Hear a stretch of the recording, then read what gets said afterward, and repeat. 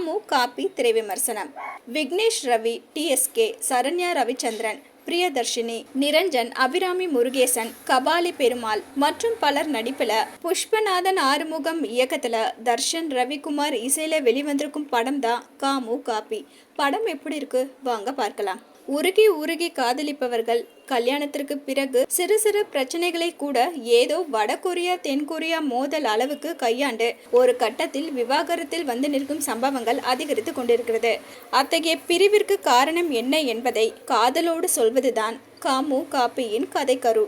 ID துறையில் பணியாற்றும் hero Vignesh ரவியும் ஹீரோயினி சரண்யா ரவிச்சந்திரனும் காதலித்து திருமணம் செய்து கொள்கிறார்கள். சினிமா ஆசையால் வேலையை விட்டுவிட்டு படம் இயக்கும் முயற்சியில் ஈடுபட விரும்புகிறார். அவரது விருப்பத்தை புரிந்து கொள்ளும் மனைவி சரண்யா அவருக்கு ஊக்கமளித்து உறுதுணையாக இருக்கிறார். நாளடைவில் சிறு சிறு விஷயங்களில் சண்டை போட்டுக் கொள்கிறார்கள்.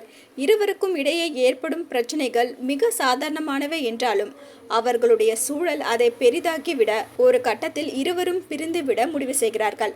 அவர்களது முடிவு அவர்களை நிரந்தரமாக பிரித்ததா அல்லது அவர்கள் மீண்டும் தங்களை புரிந்து கொண்டு ஒன்றிணைய வழிவகுத்ததா என்பதை உணர்வு பூர்வமாக சொல்வதே காமு காப்பி. கிரைம், த்ரில்லர் மற்றும் ஆக்ஷன் ஜானர் படங்களை தான் நான் லீனர் முறையில் பார்த்திருக்கிறோம். ஆனால் முதல் முறையாக ஒரு காதல் கதையை நான் லீனர் முறையில் சொல்லி படத்தை சுவாரஸ்யமாக நகர்த்தி சென்றிருக்கிறார் அறிமுக இயக்குனர் புஷ்பநாதன் ஆறுமுகம். சிறு சிறு வேடங்களில் நடித்து வந்த விக்னேஷ் ரவி மற்றும் சரண்யா ரவிச்சந்திரன் கதையின் ஹீரோ ஹீரோனியாக அறிமுகமாகி இருக்கிறார்கள். நட்சத்திர அந்தஸ்து இல்லை என்றாலும் இருவரும் தங்களது நடிப்பு மூலம் முழு படத்தையும் சுமந்திருக்கிறார்கள்.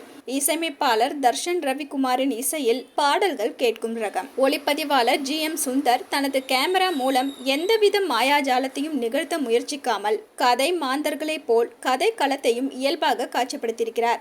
நான் லீனர் முறையில் சொல்லப்படும் காதல் கதை, அதில் ஒன்று நிஜம் ஒன்று கற்பனை என இரண்டு விதத்தில் கதை சொல்லப்பட்டிருந்தாலும் அதை எந்தவித குழப்பமும் இன்றி பார்வையாளர்கள் புரிந்து கொள்ளும் வகையில் படத்தொகுப்பாளர் சிவராஜ் பரமேஸ்வரன் காட்சிகளை நேர்த்தியாக தொகுத்திருக்கிறார். காதலித்து திருமணம் செய்து கொள்ளும் பலர் திருமணத்திற்கு பிறகு அதே அளவு காதலோடு வாழாமல் விவாகரத்தில் வந்து நிற்பது ஏன் என்ற கேள்வியை கதைக்களமாக்கி அதற்கான தீர்வையும் மிக தெளிவான முறையில் சொல்லியிருக்கிறார் இயக்குனர் புஷ்பநாதன் ஆறுமுகம்.